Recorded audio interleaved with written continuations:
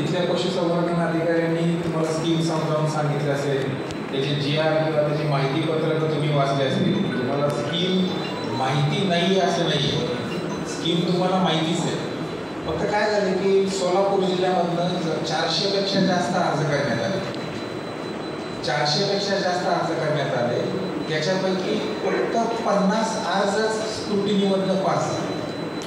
350 अर्ज तुमचे SI म्हणजे कमिशनर ऑफिसमधनं रिटर्न झालेले.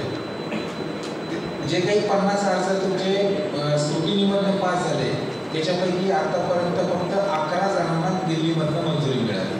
बाकीचे त्या बँकेच्या प्रोसेसमध्ये किंवा याच्यामध्ये अडकलेले, जास्त करून बँकेमध्ये जास्त प्रकरणं अडकलेली. मग एक तर आपले 350 अर्ज हे स्क्रुटिनीमध्ये बाहेर का निघाले? जर आपल्याला स्कीम माहिती आहे, आपल्याला मार्गदर्शन मिळाले, तर मग आपले अर्ज पास का झालेले?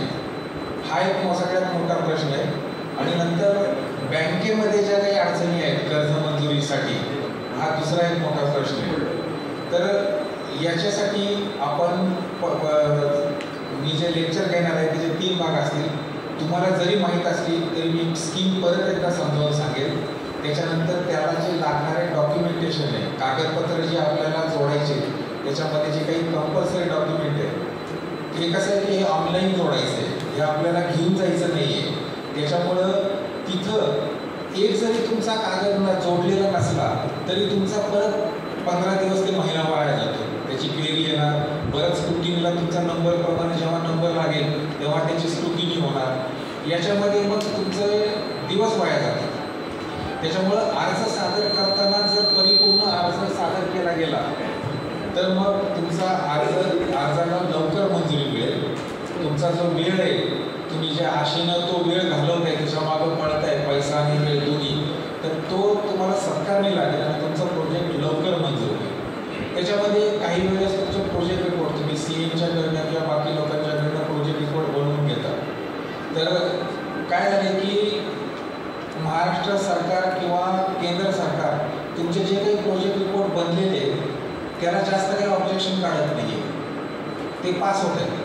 पण हेच प्रोजेक्ट जर तुमचे animal husbandry infrastructure development fund म्हणजे ज्याच्यामध्ये व्याजदरात सवलत मिळते किंवा सायलेजसारख्या प्रोजेक्टला विना तारण कर्ज मिळतं मोरगास बनवायच्या प्रोजेक्टला, याला हे तुमचे प्रोजेक्ट रिपोर्ट चालत नाही, कारण ते त्यांच्याप्रमाणे बनवलेले नाही आहे.